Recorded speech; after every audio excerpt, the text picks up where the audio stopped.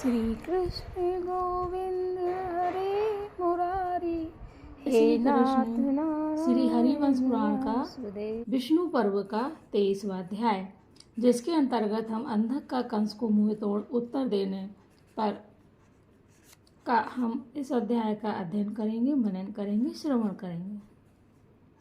वैशंपायन जी कहते हैं, जन्मेजय, यदुकुल के उन सभी श्रेष्ठ पुरुषों ने यदुकुल तिलक वसुदेव पर आक्षेप होता देख शीघ्र ही हाथों से अपने अपने कान बंद कर लिए।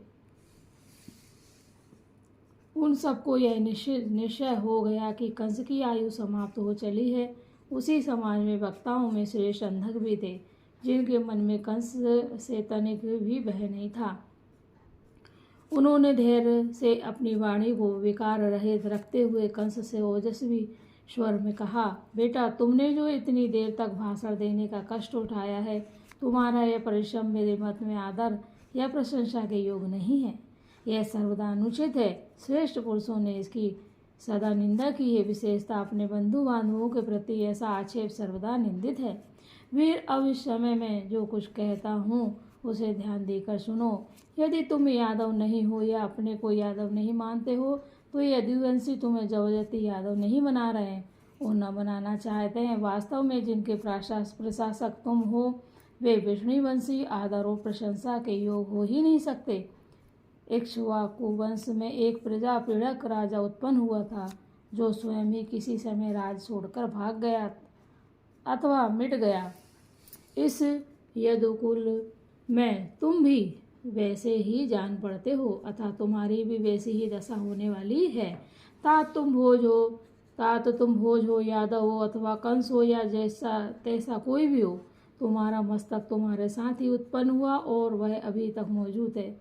तुम उस पर बड़ी बड़ी जटाएं रखा लो अथवा मुंह मुड़ा लो। यदि तुम यादव रहना नहीं चाहते हो, तो जो तुम चाहो वही बन जाओ। मेरी दृष्टि में तो तुम यह उग्रसेन सोचनीय हो, जो हम लोगों में कुलांकुर पैदा हो गया और जिस दुर्जाति ने तुम्हारे उस जैसे बेटे को जन्म दिया। तात मनीषी पुरुष अपने मुख से अपने गुणों का बखान नहीं करते। दूसरों के द्वारा वर्णित प्रशंसित हुए गुण ही सफल होते हैं और वेदार्थ के तुल्य प्रमाणित माने जाते हैं। देखो कितनी अच्छी बात कही है। कहते हैं ना, अपने मुंह मिट्टू मियाँ बनना, यानी अपनी प्रशंसा खुद करना, उसके लिए कहा गया है, शिक्षा है। दूसरों के द्वारा वर्णित या प्रशंसित हुए, यानी दूसरे जो हमारी प्रशंसा करते हैं, जो हमारे कार्य को देखते हुए गुण ही सफल होते हैं, वही सही में सफल होते हैं और वेदार्थ के तुल्य प्रमाणिक माने जाते हैं। और वेदों में ये कहा गया है कि यही प्रमाणिकता प्रदान करते हैं। भूमंडल में यह अदुवंश समस्त भूपालों के लिए निंदनीय बन गया, क्योंकि तुम्हारे समान कुल नाशक मूर्ख और अविवेकी बालक इन यादवों को शासक है। तुमने निंदायुक्त वचनों को उत्तम मानकर जो यहाँ कहा, उसने कोई कार्य तो सिद्ध हुआ नहीं, केवल तुम्हारे स्वरूप का स्पष्टीकरण हो गया है। इन बातों से सब लोग यह जान गए कि तुम कितने ओछे हो। ये कौन बोल रहे हैं? ये अंधक जो है वो कंस को सारी चीज़ें निर्भीक होकर बिना डर के बोल रहे हैं।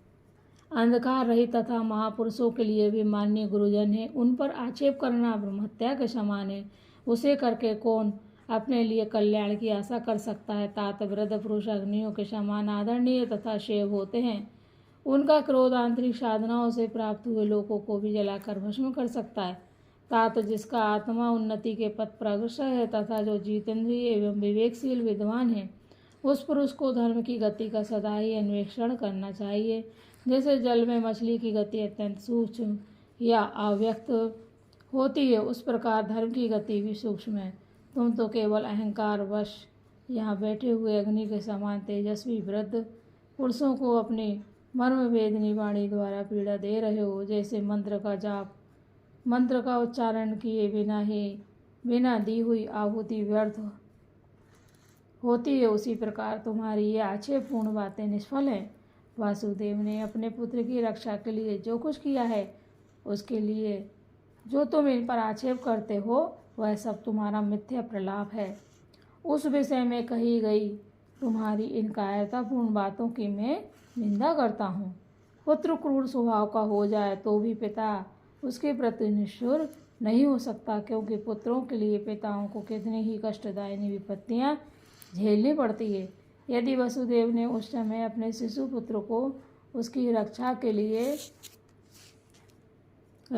लिए छिपा दिया तो यह कोई अनुचित कर्म नहीं किया। यदि तुम इसे ना करने योग्य बुरा कर्म मानते हो तो इस विषय में अपने पिता से ही पूछो। वसुदेव, पराचेव और यादव कुल की निंदा करके तुमने यहाँ यादव कुमारों के वैर जनित विष का ही उपार्जन किया है। यदि वसुदेव ने अपने पुत्र के प्राण बचाकर अनुचित कर्म किया है तो उग्रसेन ने शैशवावस्था में तुम्हें क्यों नहीं मार डाला था? पुत्र, उग्रसेन कौन है? उग्रसेन राजा जो हैं वो कंस के पिता, ठीक है ना। पुत्र नामक नरक से पितरों की रक्षा करता है, इसलिए धर्मक पुरुष पुत्र को पुत्र कहते हैं। श्री कृष्ण और नवयुग संकर्षण भी यादव ही हैं, किंतु तुमने उनके उत्पन्न होते ही उनसे वैर बांध लिया। फिर उन दोनों ने मन में वैर भाव को स्थान देकर तुमसे शत्रुता बांध लिया था। इस वैर भाव में प्रथम अपराध तुम्हारा ही है। तुमने वसुदेव पर आक्षेप किया और वसुदेव पुत्र श्री कृष्ण के मन में अपने प्रति को क्रोध उत्पन्न कर दिया। इससे समस्त यादवों के हृदय यहाँ कंपित हो उठे हैं। एक तो श्री कृष्ण के प्रति तुम्हारा द्वेष था ही, दूसरे तुमने वसुदेव की भरपूर निंदा भी कर डाली। इससे ये अशुभ सूचक अपशकुन प्रकट होकर तुम्हारे लिए भय की प्राप्ति बता रहे हैं। जब रात समाप्त हो रही हो उस समय सर्प और बुरे स्वप्नों का दर्शन अत्यंत कष्टदायक होता है। ये जो शकुन दिखाई देते हैं वे इस नगरी के भावी वैधव की सूचना देने वाले हैं। अब तक का जो कारण प्राप्त हुए हैं उनसे हमें ऐसा अनुमान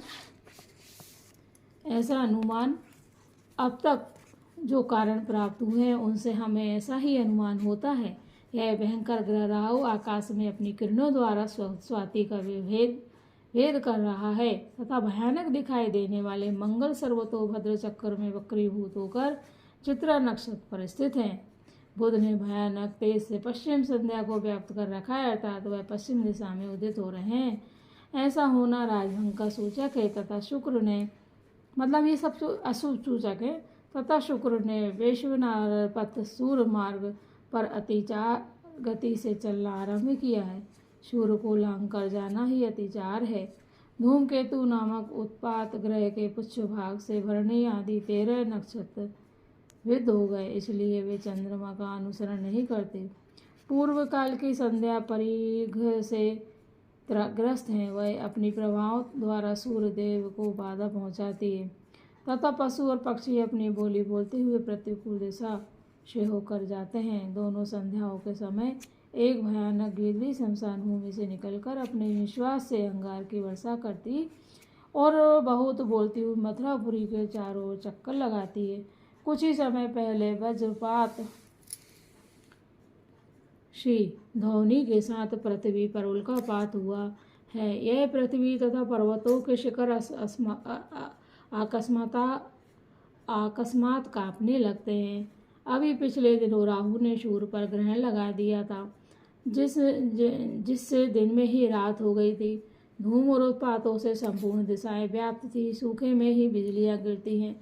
मेघ बिजली और गड़गड़ाहट के साथ रक्त की वर्षा करते हैं। देवताओं की प्रतिमाएं अपने स्थान से हट जाती हैं और पक्षी वृक्षों को त्याग देते हैं। ज्योतिष लोग राजा के विनाश की सूचना देने वाले जो अशुभ निमित्त अपशगुन बताते हैं वह उन सब को हम लोग देख रहे हैं। तुम भी जो स्वजनों से द्वेष रखते हो, राजधर्म से विमुख हो चुके हो और अकारण ही तुम्हें क्रोध आ जाता है। इससे जान पड़ता है कि निकट भविष्य में ही तुम्हारे ऊपर भय आने वाला है। दुर्बुद्धे, तुम जो भी देवताओं तथा असुरों के समान तेजस्वी मूढ़े वसुदेव पर मोहवश आक्षेप कर रहे हो, इससे तुम्हारे आत्मा को शांति कैसे मिल सकती है? तुम्हारे प्रति जो हमारा स्नेह रहा है उसे हम लोग आज त्याग देते हैं। तुम अपने वंश का हित करने वाले हो, अतः सब हम एक क्षण में भी तुम्हारे पास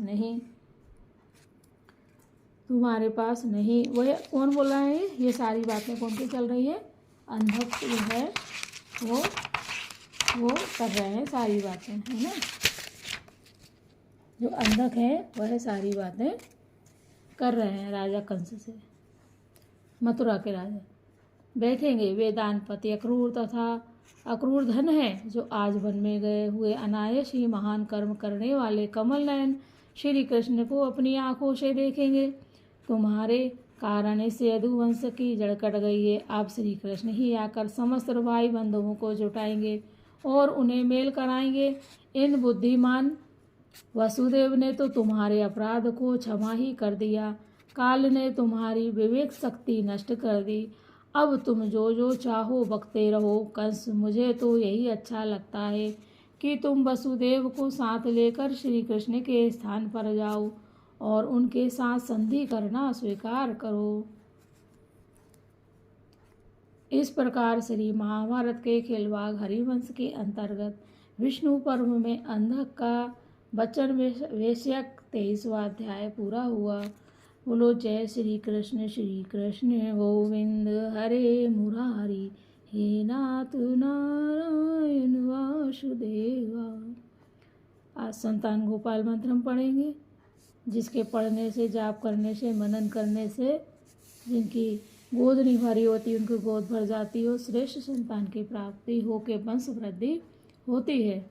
इसलिए हम ये मंत्र करते हैं। आपको, अपन को, सभी को इस मंत्र को दोहराना चाहिए। ओम देवकी सुत गोविंद वासुदेव जगतपते देहि में तन्यम कृष्ण त्वा महे शरणम गता। जय श्री कृष्ण, राधे राधे। हे ईश्वर, हे भगवान श्री कृष्ण, हम आपकी शरण में हैं। हम सभी आपकी शरण में हैं। हम सभी की अभिलाषाएं पूर्ण करें। जय श्री कृष्ण, राधे राधे।